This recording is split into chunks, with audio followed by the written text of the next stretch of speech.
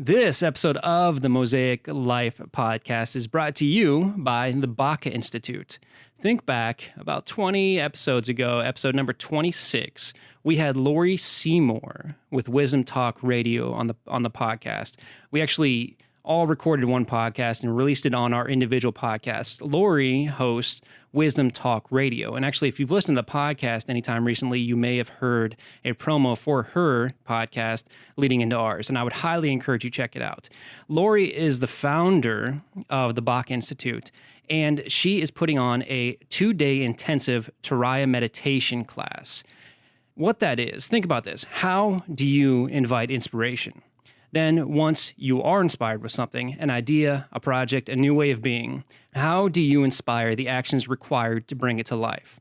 The energy initiations that are integral to Turiya meditation will deepen your connection with creative intelligence so that you can effortlessly access the ideas that are a fit for your own energetic matrix and ripe for this particular moment in time.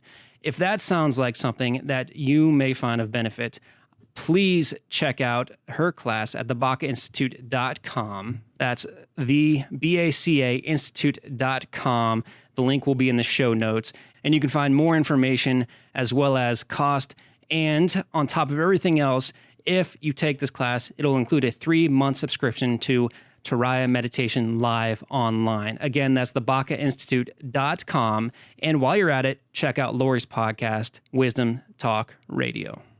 Hello, friends. Welcome to another episode of the Mosaic Life podcast. Ernie and I are back today with a conversation between the two of us. These conversations are always interesting because unlike when we have guests on the show, we don't really lay out what we're going to talk about in advance. We don't have any one or two paths to stay on. And so when we just start talking, like Ernie and I often do, we find ourselves going down completely unforeseen roads. And so here in this episode, I actually open up a little bit about something that I've been thinking about pursuing. And it was kind of a new level of vulnerability for me. And it has a lot to do with ego and how I try to mitigate the effect that it has on my life, and weighing the pros and cons to a pursuit that I'm considering. It's so very rare that things are white and black. There are a lot of shades of gray in between. And when you hear me admit to Ernie that there's something that I would like to pursue, a piece of recognition or an accolade, you can hear the struggle in my voice, because I don't know if it's something that I want because I want to be recognized for some things that I've done, or if I want to help inspire others through the messaging that I can bring across. And so Ernie and I dig deeper into making big asks, both for the podcast and for our business, and putting ourselves out there and leaving us at risk for others to say no, and realizing that no isn't the end of the world. It very rarely is the end of the world. And knowing that we can move past that and move forward, it's a big lesson that he and I have both learned over the last few years. Taking risks and doing new things is what has led us here. And it's a message we certainly try to instill, not only in this particular episode, but throughout the entire podcast. So with all of that said, I hope you enjoy this brand new conversation between Ernie and myself. Welcome to the Mosaic Life podcast. Life is an art. Every moment a picture painted in time. The color, texture, lighting, all context. The Mosaic Life vision is to cast a warm glow on your masterpiece, highlighting the struggle while showcasing the culmination of years of hard work.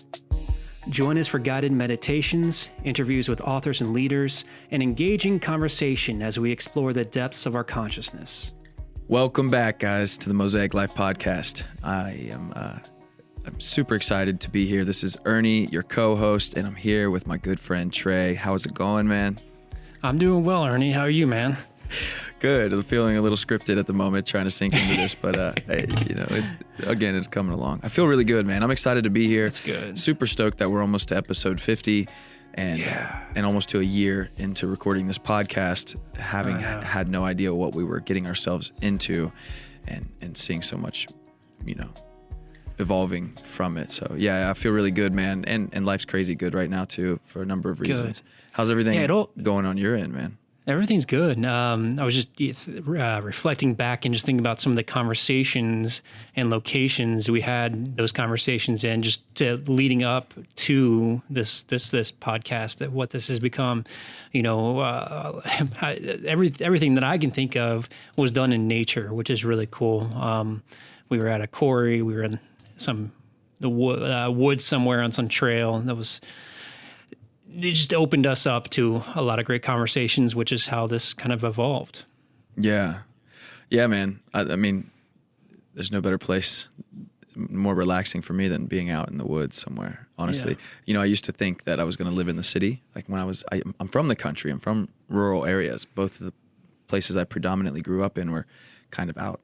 And I always used to think, man, I'm going to get out of here and get in the city someday. And then I got out and, so I lived in a little city, I guess, in Virginia Beach, Norfolk area. But I didn't know that. Yeah, for a little while, and but totally would rather be out in the country, have a little bit of space, have some trees, have some sunshine, some nice grass, some water flowing. So yeah, it makes sense that we were in those places to create this thing, the Mosaic life. Well, you've got a good spot where you are, man. Visited you a month or so ago, and we had just a really cool conversation in front of a fire, and so that was nice. Yeah, super blessed right now. Like this is the perfect in between home. I almost was in tears today. No joke, thinking about the home that I will live in. Yeah. It's just so clear to me in my mind, but the home that we're in now is like the perfect in between. It's so close. We have some woods around the house, a little hiking trail for the kids.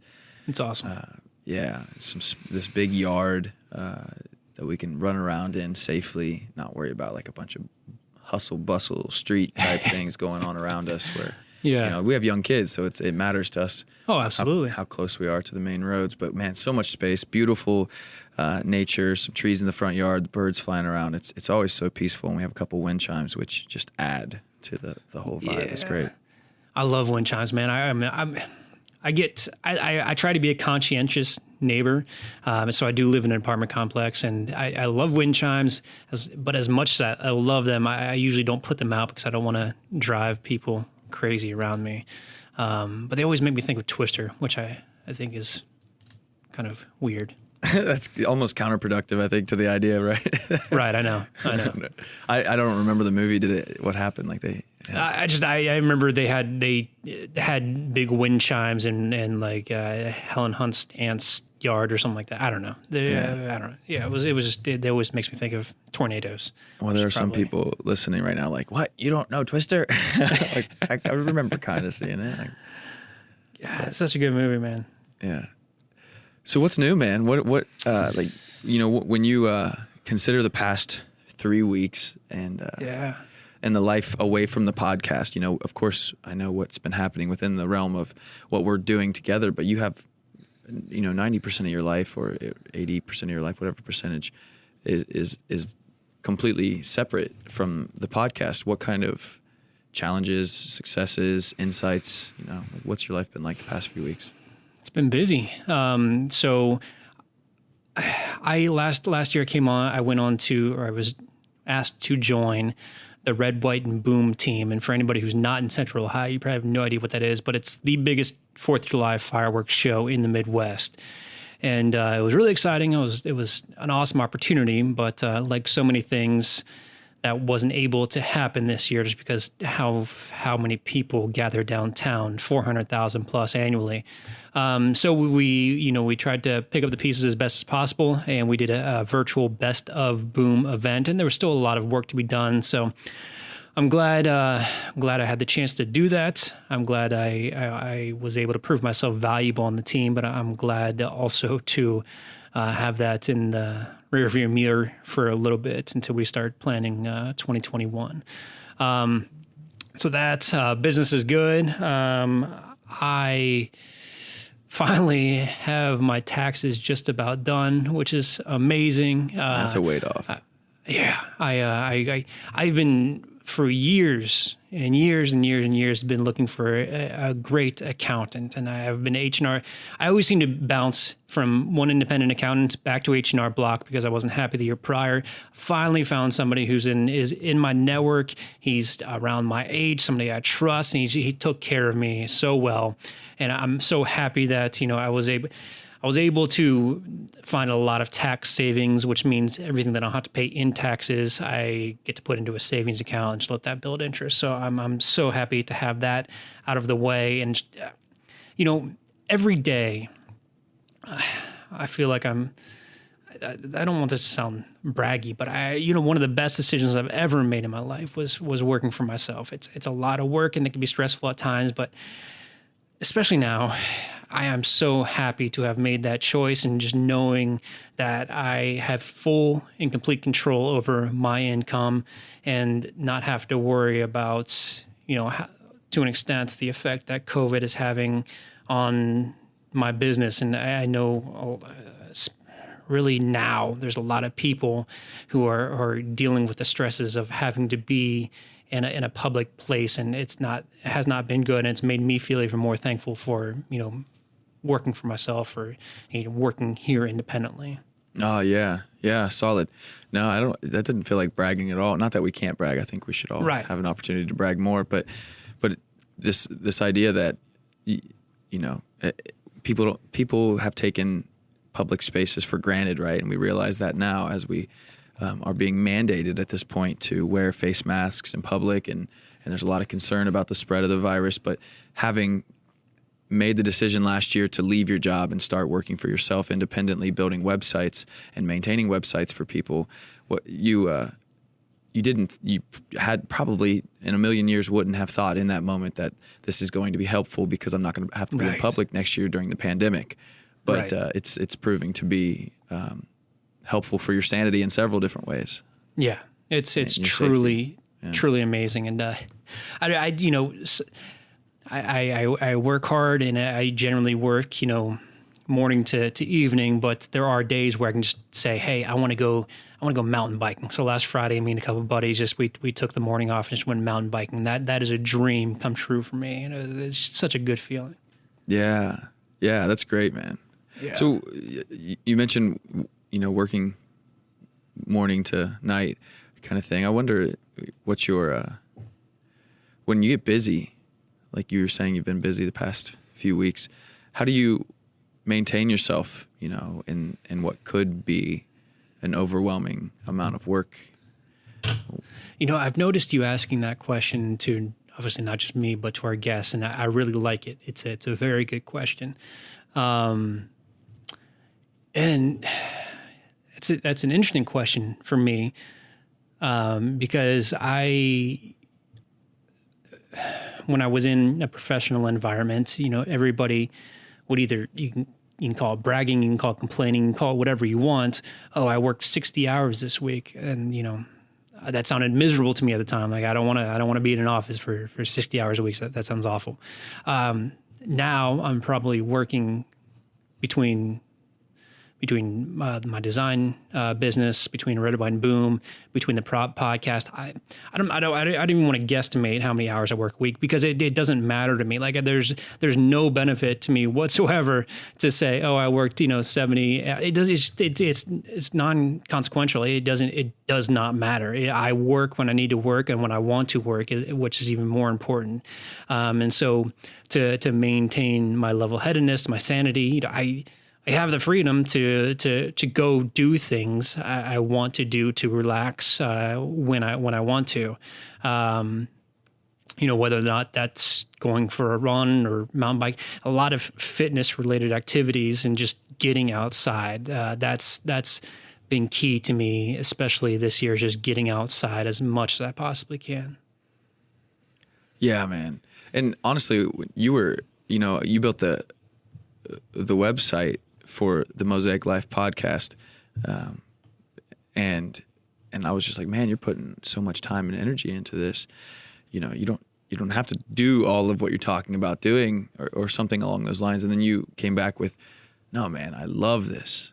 I love this. And when I think about you working from morning to night, now, granted, there's going to be, I'm sure, a challenge and stress and, For sure. But a lot of what you're doing, you love to do. There's the creative aspect to building websites, and I'm sure there are other aspects to what you do that you love.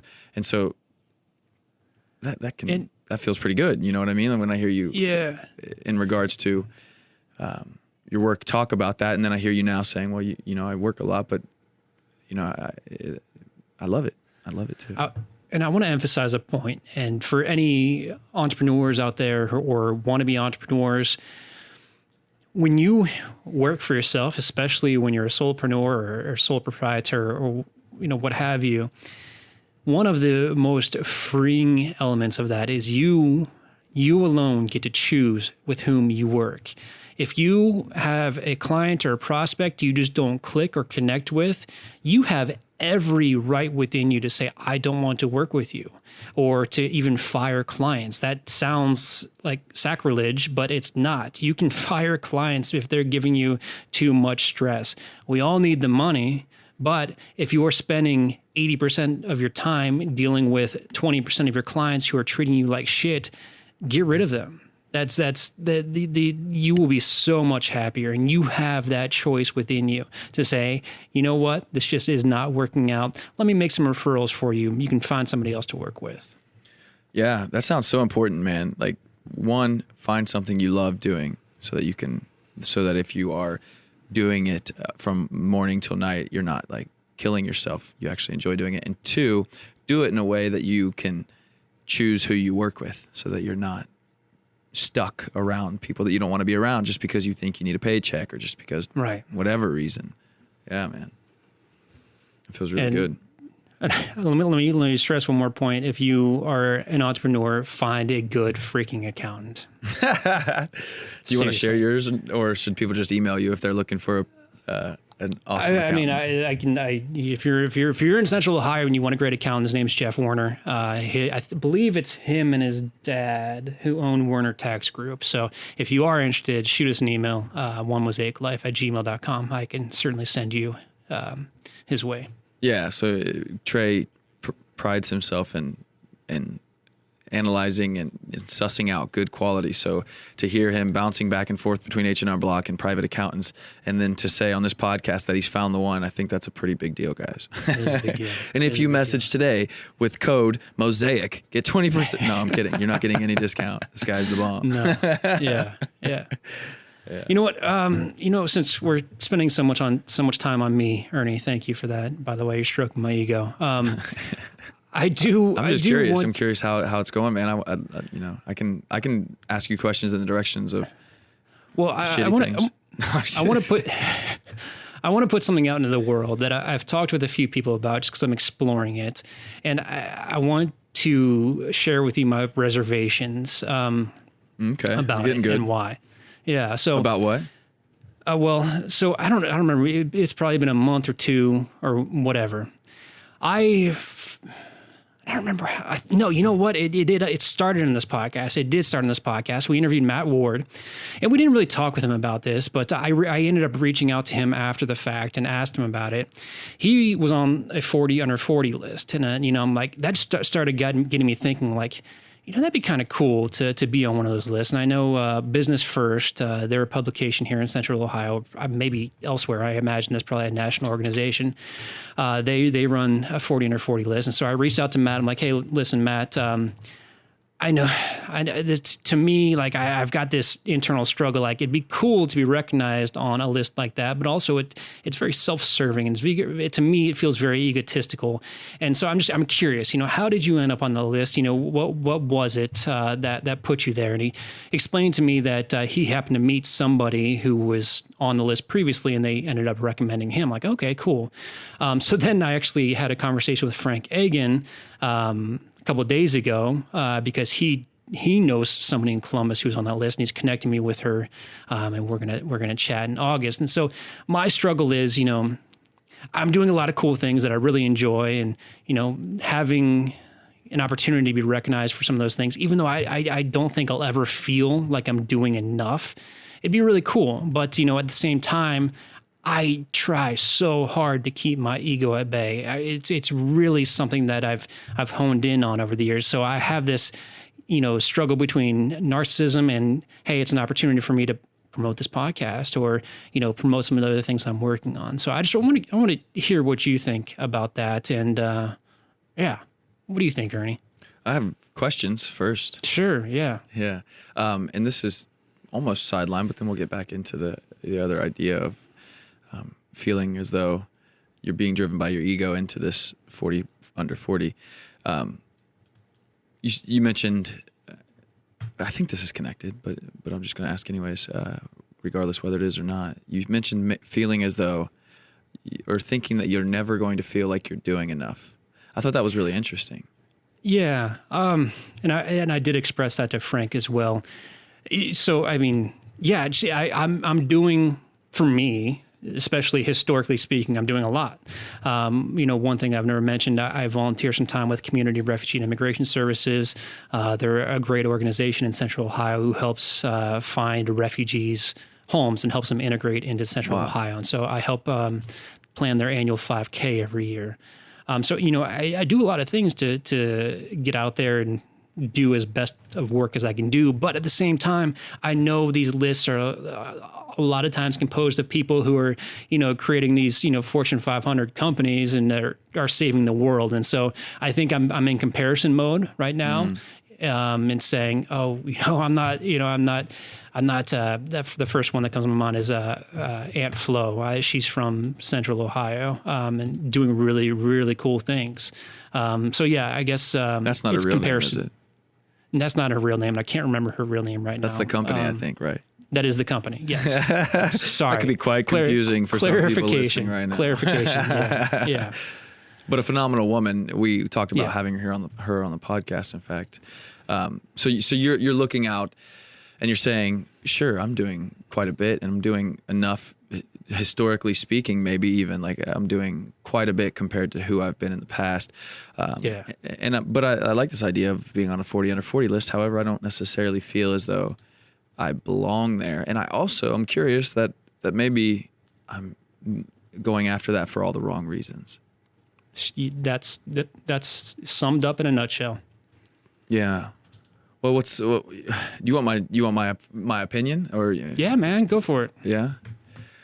Well, the fact that you are able to bring it up that your ego is kind of massaged by this idea of being on the 40 under 40 list, the fact that you can see it playing a part is huge, right? It would be different if you couldn't say that, if you were just like so focused on it. And in my opinion, it would be different if you just didn't even know it was there and playing into it. That makes sense. You know what I mean? Like, and then really, you're going to go through a vetting process. So there's a chance you don't make it. Right. And then also it has marketing value. It would show it would be recognition, which you said you really like, and I also really like, and I think human beings like being recognized for the hard work that they have, that they often do behind closed doors. So it sounds really awesome, man. Because if you go through this vetting process and then you're on that list, then you obviously deserved it. Are you curious that you're like, what is your judgment like if your ego's driving it, then it means that you shouldn't do it or something like that? It's an interesting question. I guess, I don't know. I guess, and this is probably more hypothetical than anything. I guess making sure that if this is something that I do or pursue or end up on, it's done for the right reasons. And, what those reasons are. I mean, those reasons are clearly going to be recognition. I know if I've expressed this to you. I don't know if I've said it on the podcast, but, I love my business. It's great. And I'm busy enough to keep myself doing well. And so I thankfully don't, I'm not struggling. I'll put it that way, which is awesome. But I find like the podcast is, my main thing. Like I want to reach as many people as possible. I want to influence or help. I want to help as many people as possible become the best versions of themselves. And so, that means, casting a wider net and having, more ears on the podcast. And so, having that recognition for the Mosaic Life podcast it'd be neat. Yeah. Yeah. So this is really cool. And we're just kind of going off of what you're saying. There's this idea of yourself being going after this for morally and ethically for the right reasons. And that was your initial question. And what's cool about it, and I noticed this happening for me sometimes too, and I wish there was something just like this. It was different, but just like this, where I wanted to look cool, or I wanted to feel cool, or I wanted to feel successful. I don't remember what the hell I was searching for, but I was going after something or going to do something because of how it would look. Right. And then I got halfway there, let's say, like I'm on my way theoretically or metaphorically to this thing. And I realized, oh, gross. Like I wanted to do this so that people think I'm cool. And I was like, fuck, dude, that doesn't feel good. And I just noticed it. And I'm like, now I'm on my way to this thing. And then I thought, okay, all right, so I'm attracted to doing this thing. And a moment ago, it was because I wanted to look cool. Do I still need to go after this thing? Do I want to do this thing still? And then I started looking like, oh, it satisfies this part of my goal because I want this in my life. It satisfies this part of my goal because this is who I want to be and this is who I believe I am. And it satisfies this, and I had a list of maybe 3 or 4 things. And so with this new awareness, I didn't. And it really fucking helps too, because if you do this thing and you're doing it to feel good about yourself, then you're going to look at that article and you're going to cut it apart. You're going to tear yourself down. If if you were to get this, you're gonna be like, oh, I can't believe I fucking said that. I can't believe I did that. Because the point of it all was to look good, and you're going to sit there and say, no, I didn't look good, because that's what we do with ourselves sometimes. Right. And but now you've got this awareness, and you're telling me now, okay, so I see that. I was at one point going to look cool. I'm using my own words there. But now, in all honesty, I've worked really hard. If I could get on this list, that would mean a lot. Like it would show that I stand amongst the 39 other people. It also would give a lot of publicity to my podcast and to my business, and that's free marketing, unless you have to pay $5,000 to be on this list. And I would just encourage you not to do it at all. Like they vet you, they say you're on the list, and they're like, oh, it's going to be $500. Be like, piss off, Right. But yeah, dude. So I mean, and I bet it satisfies more than that too. I'm sure there's some other things if you were to break it apart, like what it would mean for you to be on this list and how you could impact more people because of this list. Yeah, I mean that's a very good point. And like I just articulated a few minutes ago, my unofficial, I will still say unofficial, because I don't know, I'll just say my unofficial life goal has become to help inspire people to demand the best for themselves. And I certainly have not been doing that the last 15 years. And it was a major change to get to this point. And, if being and having the opportunity to have an article written, hopefully as much about that as possible, and, have people see that and say, oh, maybe I should drink less. Maybe I should pursue that goal that I've had for 10 years, or start that business that I've wanted to start. And now there's no time better than, right now, the present. Let's do this. And, all because I happened to be on some silly list that was in some publication here in Columbus, Ohio. Yeah. Yeah, man. I think with your awareness now, the real responsibility lies, because when you're ignorant to it, then, you really don't have any responsibility because you don't see it. And I remember now, one of the things I was thinking about with this, I used to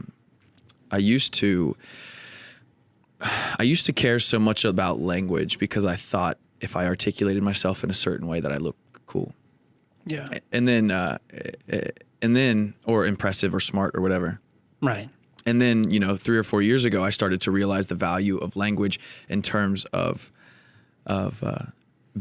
being able to be accurate in communication. like telling somebody very precisely what I think and being able to use language to do that. And then also hearing somebody and being able to use language to very precisely articulate what they're thinking so that we can have clear conversations. There's less confusion. There's more connection. Right. And so just because, I first started this ambitious goal of being articulate unconsciously, egoically, doesn't mean I can't change when I have that awareness now that, it is pretty useful, but it's useful in this way to actually be more clear. And that's where the real responsibility lies, because now when I'm talking to you in this podcast or to a conversation with a stranger, I can say, am I trying to look cool? Or am I trying to be clear and understand and be understood? And then my responsibility lies in making the choice to do what I believe is the right thing. And so if you go into this thing, my thought is now you have the responsibility to say, am I talking to this woman or this man that's interviewing me for this list and trying to sound cool? Or am I doing it because what I want to do is impact a lot of people? And then you can, on a moment to moment basis, ask yourself where you're at and then just calibrate, because we always have the choice to go one way or another. Absolutely, man. That was very. You just case in point right there. You just articulated that extremely well. So I hope I looked cool. You looked amazing. You looked amazing.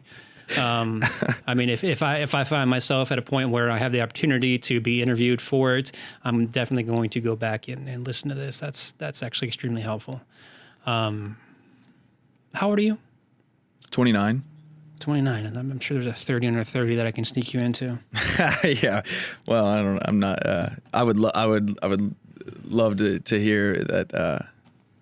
There is, but I'm okay with. I'm okay with spending my 30th birthday in a cabin with my family, and that's perfect. Yeah, that's actually my plan. I can't wait. I'm at nice. December 23rd. If anyone wants to send nice little cards.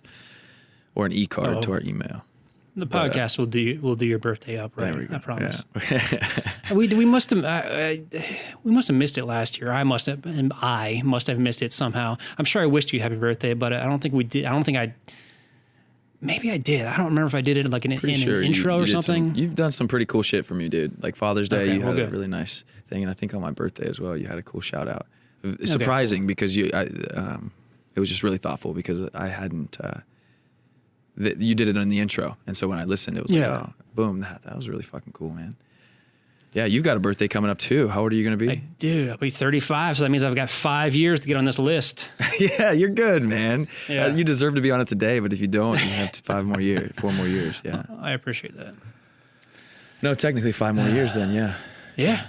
Very cool. Yeah, what company runs this? I haven't heard of it. I'm sure a lot of people. Business First. Columbus Business First. I'm sure it's an internet or not maybe not. I'm sure it's a national publication, but there is a Columbus Business First, and they do, I believe, an annual list. Solid. Yeah, man. And I don't know when it comes out. I have not done a whole lot of research. Yeah, well, good luck, and I just appreciate the fact that you brought it up so candidly. That was really solid, man. Because I know this. I mean, it seems like a conversation we have quite a bit, but something that's very common in life is am I trying to feel and look good by what I'm doing, or am I doing it to serve a purpose? And it's a valuable conversation to have, and then hopefully a valuable conversation for people to hear and then assess in their lives, like, why am I making these decisions? Am I in this job because I think the title? Because literally, am I working 60 hours a week so that when people ask what I do, I can say blah? Yeah. Or you know what I mean? Like to really look at why you're doing this. Like, am I going to this gym at this time so that these people see me? Or like all the shit that sneaks by us. That absolutely. That once we notice it, we're like, oh shit, that's been there for a while, and I can see it very clearly now. But we're just simply doing it because we're seeking some type of validation or seeking. We feel the important part, I think, is that we feel less than whole as ourselves, and that we sneakily or unconsciously or out of habit or something we learned as a child or growing up, putting ourselves in places and doing things to try to make ourselves feel whole, even if just for a moment. Yeah, and I guess to that point, to an extent, I wanted to put it out into the world, and so I didn't go into this conversation planning on. actually talking about it, but it just kind of came up organically for what we were getting into. And so, a lot of times when there are things that you want that people can help you achieve, you need to actually put it out there and make it known to them, or else, as much as we want to believe people can read our minds, they can, sense our feelings. That's just not the case. If you want something, let it be known. Because there are people who want to, they genuinely want to help you. And I think I can say with the utmost certainty, however many interviews we've done, those people want to help. They want to go out of their way to show their support for others in their network and other people who they feel a connection with. Yeah. I think that's another good point to bring up, important point to bring up. At least it was, it's something that's important for me to learn in particular. And I've respected your ability to push through it or to just naturally do it, but to make the big ask. I think it's challenging to hear no, especially, as a young person who's been told no for many desires, as a child and into your teenage years, wanting to do all these things, and people are just telling you no, your teachers, your parents, whatever. And then you go into a job and they likely, if you're in, the typical American corporation, I hate to say typical, but like that classic idea of the American corporation, you probably hear no quite a bit there too. And changing our relationship with no, and then being able to just go and ask for whatever it is that we want, because no doesn't matter. And we just go out and we say, oh, this is what I want. Can you hook me up? Is there a way you can help? No. Okay, cool. Or yes, we can. We would love to help you with this. Oh my God, what a weight off my shoulders. And I've only been, for me personally, this is like very new. Like I asked a friend, a good friend, one of the women that went to the Mosaic meeting with us, and I asked her, I could barely get it out. My throat started to like seize up, but all I wanted was for her to sit with me for an hour and a half or 2 hours, and me just talk about the things that I'm creating. And then she would just rebound and ask questions and help me, better define what I'm working on and get some more clarity on it. And I just wanted to ask her to do that. And now thinking back, not to divert too much, the confidence to ask her that came from the confidence that to ask you to help me with the website. Like, I'm officially ready to do it. Can you help me with this? And that was hard for me too. And I'm realizing, holy cow, man, I have I've had such a problem with asking people for something. I don't want to burden them, or I'm afraid that they're going to turn me down, or whatever innate thing it is. And I was simply asking this woman to just sit with me for 2 hours and listen to the things I'm creating and help me suss out, what I'm missing and how it could be better, and to make it the best thing that it could be. And I finally got it out, and asked her, and she was just so excited to help. And I'm just like, what a weight off my shoulders, just ask the question. If you need something, if you want something, you're not getting it elsewhere, and you see somewhere you can get it potentially, just ask the question, and it becomes easier each time. Do I know what you're talking about? Well, actually, you mean like what I want to talk to her about? I don't know who her is at this very moment, so I'm just curious if I know exactly. We don't have to talk about him or her or it. I'm just curious if I know exactly. Kate. Yeah. Okay. Yeah. I don't know. Maybe Gotcha. She probably wouldn't care if I said her full name on here. She's an amazing person, and she's actually got a couple projects she's working on that I can't wait to hopefully get involved with, and maybe even have her on here. Yeah, absolutely. But she's just a solid woman. She she has a strong opinion. She loves to. She's an incredible listener. Which, Jesus, man, like to be with people who actually listen to what you're saying. What a nice thing. And she's so thoughtful. So I thought, we were talking, and I thought, man, this would be really cool for me. I just had an idea, and I want to run it by you. So I'm just going to sit down for 2 hours and blab about everything I'm excited about creating with the men's group, with my the men's retreat, the men's circle, my weekly men's circle, the website you and I are building, with the podcast, with some things I'm writing, and just verbally vomit it all and see what sticks and what comes out of it. So I'm really excited about it. That's amazing. And I do want to go back to a point you're making in regard to making big asks of people. I'm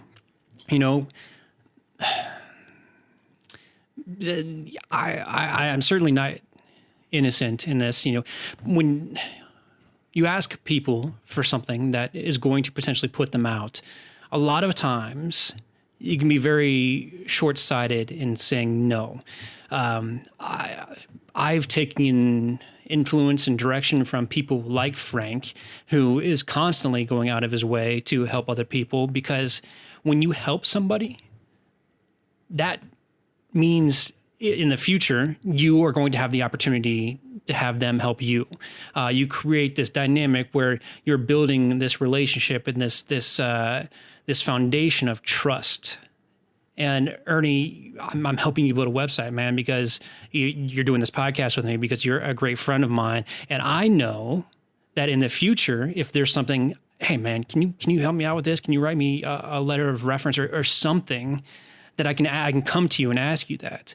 And so I know on this particular venture, this podcast, we're still growing, we're still small, but as we have more and more extremely intelligent and caring and giving guests join us for an hour, the people who say yes, that's going to come back to them, because we are going to have the opportunity to help them when they publish new books, totally, when they open up new businesses. That kind of that relationship that we've built with them is solidified. And I don't want to be what's the word? I don't want to be jaded. We have had people say no to interview requests, which is fine. I mean, I'm not going to hold anybody, hold that against anybody. But, in the future, we will prioritize the people who have stuck with us since the beginning, because, they are helping us grow. And we want to help them grow. And so having an open mind when it comes to building and strengthening relationships, especially if you or the person with whom you're speaking doesn't have a whole lot to offer at that point in time, that's just going to come back to you, hopefully, tenfold in the future. Yeah. And I don't want to miss out either on, that's absolutely, for sure, building relationships, building rapport, building up a bank of goodwill, you might say, I don't know, for lack of a better term.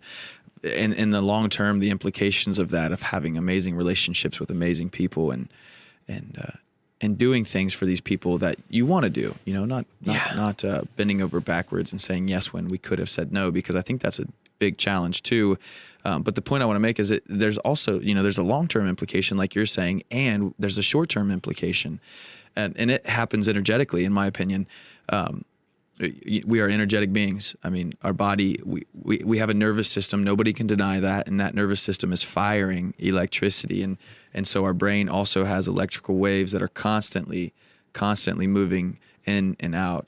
And there's a short-term implication too of giving in that way. And that's when you start to give, when you give from abundance of time and abundance of money, abundance of energy, you become a vacuum, so to speak. Like when you're constantly pushing things out into the world, when you're a creator more than a consumer, we might even say, you're constantly pushing things out into the world. And when you're emptying that space, it's energetically pulling things into you. And whether, some people might listen to this and think horse shit, but try it, man. You might help X person do this thing.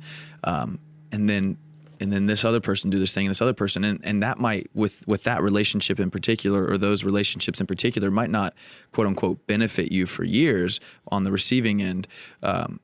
There's actually something coming in from the other side to fill the void of what you just created on this side. And it's just, it's literally, I think, part of the contract of being a human spirit, a spirit, being a conscious entity. I think part of the unwritten contract when we came into this life is that we are meant to serve each other. We are meant to help. And that when we do that, we're in line with what we were designed to be, and everything starts to fill in the voids. It's crazy. I've been really practicing with this concept lately, and just has profound impacts when we focus on how we can help other people. Yeah, absolutely. I agree with you 100% there. Have you read any books that have helped align that part of your spirit to be helping and giving? Is there any book recommendation you recommend to kind of get that site? Yeah. There's one really easy, fucking awesome book for anyone who hates reading, for anyone who loves reading. It's a short read and it's very easy to read, but it's fun to read. It's called The Go-Giver. It's written like a story, so it's actually a fiction, right? Nonfiction. So it's a fiction book, but the concept is a mesh of the past 5 minutes of our conversation, Trey. If you've never awesome, read man. it, it is That's amazing. great. Have you read it? I have not. No, I have not read it. Oh yeah, I can't wait for you to read it. You're gonna love it, man. I will put it on the show notes, and I will sure. also put it I don't on think my I have a personal copy list. of it, Okay. but I can check, and if I do, I'll bring it up. Cool.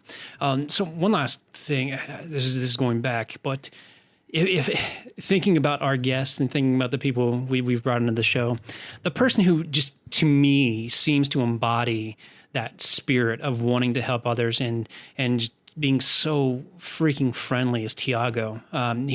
He has the most caring and pay it forward voice, and you can just tell how genuine he is in the conversations we have with him. And if you haven't listened to that episode, I would definitely encourage it. And seems like a great human being. You obviously know him much better than I do, but I have to imagine that's the case in real life. Yeah, he's a good example he's a good example of understanding life and living it that way, right? We can all get a good understanding of what it means to be alive, and but then to follow through and live it at a core level. I feel like he's an excellent example of that. I loved that interview. Yeah. I loved it. It was so good. And we It could was have really 4 good. more in the next 3 weeks and it not be enough. Man, I know we're still getting, I don't know where we're at, 12, 15 interviews so far, and we've got many more to come. I'm excited at the opportunity, I don't know, 3 months, 6 months, 12 months down the line where we have somebody back on the show, but that seems like, okay, we've made it. Like this, there are steps in the progression, but just to have, Look, Mama, we made it. We Tiago or Matt or Frank, we talked to you, 30 episodes ago. It's great to have you back. You got a new book out. Let's talk about it. I don't know. That's just, it's a weird, something that makes me smile when I think about it. Yeah. I mean, it's a testament to longevity, man. And longevity is not an easy thing, to decide to do something and then stick around long enough to see it fully, manifest in the way that it deserves to. It's not something that everyone gets the opportunity to enjoy. There's a lot of internal work to be done there, and so if we start a podcast in 2019 and then we have another conversation in 2025, even a third conversation with somebody, it's just that in that moment, especially if it's somebody like first 15 episodes, like for instance, Tiago, or we get Lisa Bond or Jason Lang, Scott Hilburn, right? We get one of these people on that we've had in the first year, and then we get them back on in 2025, let's say. And then we're like, man, last time you were on, we did XYZ, and then the time before it was XYZ, and then in that moment, you get to just see the whole span of what we created. Yeah. It would just be a really cool moment. Absolutely, man. Yeah. Absolutely. Oh, cool, man. Anything else you got? Oh, I got so much, dude. I can't even begin to tell you. I'm not gonna take the next hour, but fucking life, man. Like, Man, it's funny. I doubt there's a whole lot of crossover, but anybody who followed me from #questions onto this show, of that previous dynamic, I was the one who cussed all of the time. Like it was my go-to. And now I swear sometimes here and there, but Ernie's just got a foul mouth. oh, It's shut awesome. up, dude. I love don't it. even know I what you're love talking it. about. But it's, I mean, honestly, there's people say if you say the F word, and I almost had a conversation, and this is something we can consider, outside of this episode. But my young cousin, she really is interested in this podcast, but we have explicit set, and so it doesn't show up. She can't call it up on her Echo, and part of me wants to just completely eradicate that so that she can listen to it, and just her. But I've thought about it. And then also people could listen to it in their cars with their children and things like that. So I'm all game for that, because I don't need to say the F word. And I know some people think it lowers your IQ, but sometimes for me, it just bubbles up, and it's the perfect word to use. Oh, I'm not. Yeah, and it's not a bad it's thing a testament to my heritage. You know, I'm from from down south. You know, like hardworking, blue collar, cuss like a sailor. You know, running through the mud lifestyle, and I don't I used to want to like shed that from me, like that idea of what that meant about life. But man, it's one of the most amazing parts of myself, and I'm so proud. So if it's dropping an F-bomb now and again, I'm going to do it. You know, I'm going to do it. But I'm also open to not doing it, because like I said, I would love for her to be able to listen to this podcast. She's just an amazing young woman. And I'm certainly not going to try and censor. Actually, she's my niece. I need to say that she's my niece in law, so she's not my cousin. But no, I don't want to censor any guests we have, and I'm not, it's a thought that I've considered, and it was interesting. It's just you think it would be bad to tell them not to cuss, because most of our guests don't, and they kind of, and we could censor it really. Yeah. We can figure it out. I wouldn't be opposed to it. But life, dude, I mean, there's so much I could add. Life has been crazy. I'm fine. Go ahead. Go ahead. Were you about you to want say? me to go ahead? I don't know, man. I don't know who's going to go. We should have figured this part out before we started, man. I don't even know. I talk more about it in Bree Showman's episode, who's coming out this Sunday. But I'm just about finished reading Robbie Herbst's life-changing book, Eating Animals. And, like I said, I've said it multiple times, it was going to be a hard sell to turn me vegetarian. And I'm not going vegetarian. That's just not something that I want to do. But the amount of knowledge that I'm equipped with, knowing how disease-ridden animals are on factory farms, is just like the ultimate cause of pandemics like the one we're in right now is because of factory farming. And so I am committing myself to finding like small farm animals that are actually pasture raised and not fed antibiotics and a whole bunch of other shit, since we're cussing. So I will give props to Robbie for that book recommendation. It's called Eating Animals by Adam Forward something. I'll put the book in the show notes, but it is a very good book. Yeah, solid. Yeah, the more I talk about going to a family-friendly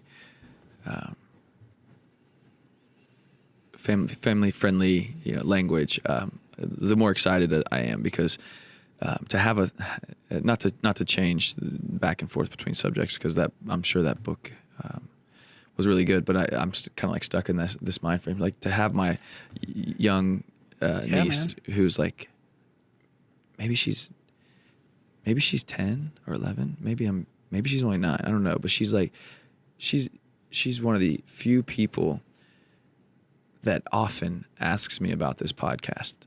And that's to have awesome, dude. Yeah, to have a young girl who is so curious, and most kids I experience want to just like have so much to talk about, but she asks questions about it. And I told her about our episode with Dan, and how we had, because she asked me the day after we recorded with him, and I was like, yeah, we just had a hypnotist on, and she was asking me about all this different stuff. And then she was going around the 4th of July cookout telling people that I had a hypnotist on my podcast, and I was like, that's you are awesome. so cool.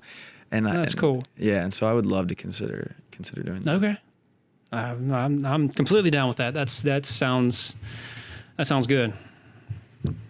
Yeah, starting next time. Shit.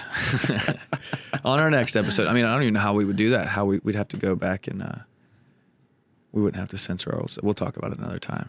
Yeah, sounds good. Yeah, but to your initial question, like, do I have anything to add? There's so much I do want to add, and so much that I would love to continue talking about and sharing with people. But the message that the message that just keeps being true for me is I've felt myself in the fire like of life, you know, for a few weeks, but not like, and what I say that is what I've been doing, like where I've been putting myself and what I've been working on and my focus and my determination and my commitments. It has all been what would have years ago just been excruciating, challenging, you know, jumping off the cliff and hoping that you sprout wings halfway down kind of thing. One of my favorite analogies is, you know, when it comes to things like that or entrepreneurialism in general, it a lot of times you're jumping off a cliff and assembling the airplane on the way down. Right. I mean, it makes sense, and it's not. You're certainly not alone in that feeling. It's just. Well, so here's the thing. So here's I guess the point I'm trying to get to in this is, although that's in essence the image of what's happening, of where I'm at and what it would have felt like last year or the year before, I'm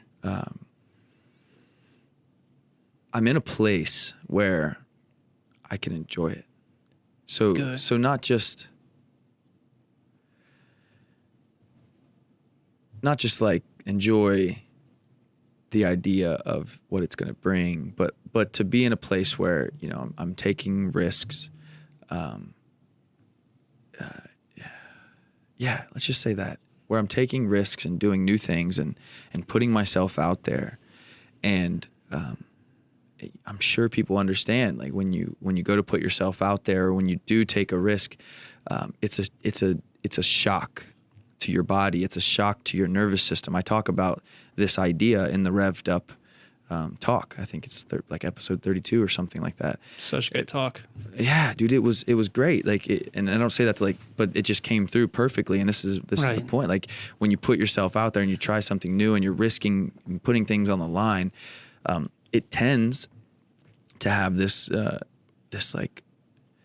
shock to your system. And I'm just so proud to be in a place where I can experience these shocks to my system, and then change my thinking around it. So when we usually have these shocks to our system, we go straight into fear mode, which a lot of times leaves us overwhelmed, overthinking, and freaking out, you know, manic and all of these different things. Or we go into hermit mode and we just hide, and we made this commitment, but our nervous system freaks out, and so do we. So then we start shirking our responsibilities and quote unquote self-sabotage. I don't really like that term, but in essence, that'll work for this in this moment. But there's a way to integrate that energy. So instead of going straight into fear, when we have this shock, we put ourselves on the line, we put ourselves out there, we risk something, so to speak. And this energy comes up, we don't have to go to fear. Like, those things are not the same thing. That feeling and fear are not the same thing. In fact, you can take that, if you can separate the thoughts of fear and this experience of fear you typically have, separate that from the energetic experience in your body, and then use techniques and tools and awareness to integrate that energy into your being. You can build from it. You can actually transmute. You know, a lot of authors dating back to Napoleon Hill talk about transmuting. You can use that energy. So then you can actually put yourself out there simply, well, one, to build something you want to build, and two, to gain the energy from it, right? So then it becomes empowering to put yourself out there, to take a risk, to try something new, because you don't get stuck in fear. Or because, I'll say it myself, I don't get stuck in fear as much as I used to. I can actually engage with those thoughts, see where they're coming from, use my awareness to process them separately instead of everything getting convoluted into one little ball of stress and fear and overwhelming anxiety, and then step out of that and use the existing energy to build the thing. to do the work, to love my family, to enjoy my dinner, like whatever it is that I'm doing. And so this past 2 weeks where I've been doing this, putting myself out there, I've never been more proud of the work I've done over the past 5 years than I am now this month, because I've had so many moments where I would have crumbled and then come home pissed off, angry, and wanting to just be alone. And now I'm coming home, fully integrated in love and just able to set myself down and be fully present with whatever I'm fully present with, be it my children, the work I need to get done at 10 o'clock at night, or my morning practice, or my time with my wife, or the business, the men's group, whatever it is. And I can't stress enough that if there are people out there who are like me, that they commit to something with inspiration and motivation from whatever comes up, like whether it's a video, you get inspired, or you read a book, you get inspired, or you have this conversation, you get inspired, then you commit to something. And then it's a week or so later, maybe 2 days, maybe a month, you have this emotional upheaval. And then you're looking back after you get out of that emotional upheaval, like 3 days later, you finally get through the sadness, depression, or anger. And you're like, shit, what was it? What was so inspiring? I was so 4 days ago, I was so into losing weight, and now I don't even feel connected to it anymore. Right. And our emotions have a way of doing this. And so I cannot overstate how important I believe doing that emotional work is, even though the result isn't necessarily immediately $1 million, but there's so much to be fulfilled by in this moment if we get a deeper awareness of our emotions and how they affect our body. So that's the end of my soapbox, but dude, it's been great, man. It's been so good. It's been so good, and I'm so happy, and I can't wait to keep just doing it more and more. Yeah. That's amazing. Yeah. I love hearing that because I've seen a lot of that emotional struggle within you, and we've talked a lot about it. And I have seen a difference in the past month, and it's really awesome to see that because I know we have ebbs and flows when it comes to our motivation and our emotions and how motivated we are to get certain things done. And so seeing that high from you, it's awesome. It's awesome, and it's contagious, and it makes me want to do more and to do better. Man, I appreciate you saying that. Yeah. We've definitely been through the gamut as friends, and then now in this podcast. So yeah, I love hearing that. That's great. Good, man. Cool, man. Let's wrap it up. I'll ask you again. You have anything else? Yeah, man. So I also want to talk about next time. We need to do more of these conversations. So let's talk about that some other time. But yeah, that's awesome. For sure. I appreciate it. This has been an excellent conversation. I hope people listen all the way through. I don't know, like there are many times I start a podcast and don't listen to the whole episode ever in my entire life. So I just, some of these episodes like this one and some of the interviews like Dan, what's Dan's last name? Candel?